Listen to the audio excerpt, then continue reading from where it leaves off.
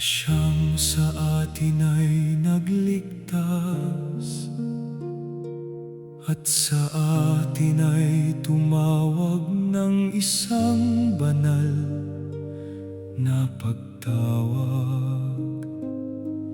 Hindi ayon sa ating mga gawa, kundi ayon sa kanyang sariling akala at biyaya na ibinigay sa atin kay Kristo Jesus. Buhat pa ng mga panahong walang hanggan, ngunit ngayon ay nahayag sa pamamagitan ng pagpapakita ng ating tagapagligtas na si Kristo Jesus, na siyang nag-alis ng kamatayan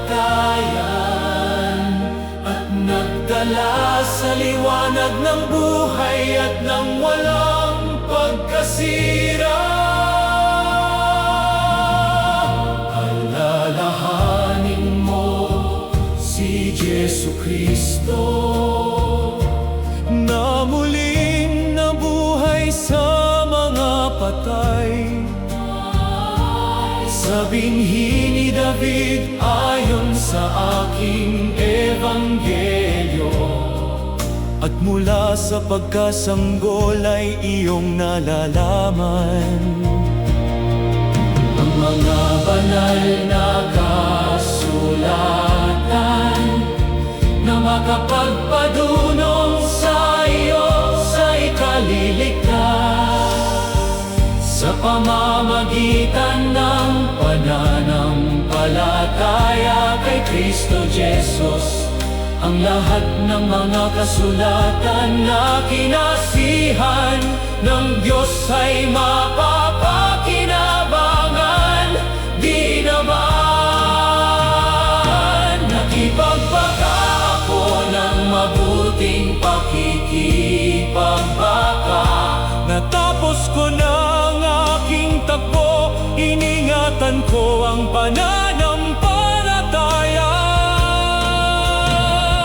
Buhat ngayon ay natataan sa akin ang putong na katuwiran na ibibigay sa akin ng Panginoon, na tapat na hukom sa araw na yaon.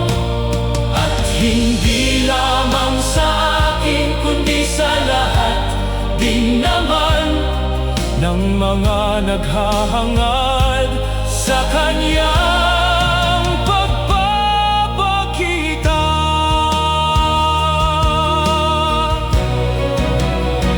Tapat ang pasabi, sapagkat kung tayo'y nangamatay na kalakip niya, ay mga bubuhay naman tayong kasama niya.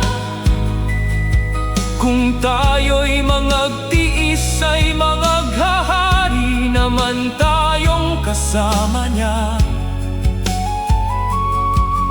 Kung tayo'y hindi mga tapat, siya'y nananatiling tapat, sapagkat hindi makapagkakaila sa kaniyang sarili.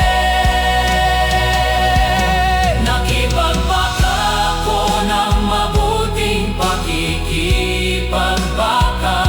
Natapos ko na ang aking takbo, iningatan ko ang pananampalataya. Buhat ngayon ay natataan sa akin ang putong na katuwiran na ibibigay sa akin ng Panginoon, na tapat na hukom sa araw na yaon. At hindi lamang sa akin kundi sa lahat din naman ng mga naghahangad sa kanyang pagpapakita. Tatapuat ang Panginoon ay sumaad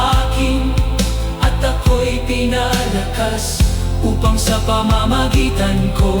Ang mabuting balita ay maitanyag ng ganap. Ako'y ililigtas ng Panginoon sa bawat gawa ng masama. At ako'y kanyang iingatan sa kanyang kaharian sa langit. Na sumakanya nawa ang kaluwalhatian, magpakailanman siya nawa. Iningatan ko ang pananampalataya, natataan sa akin ang putong na katuwiran.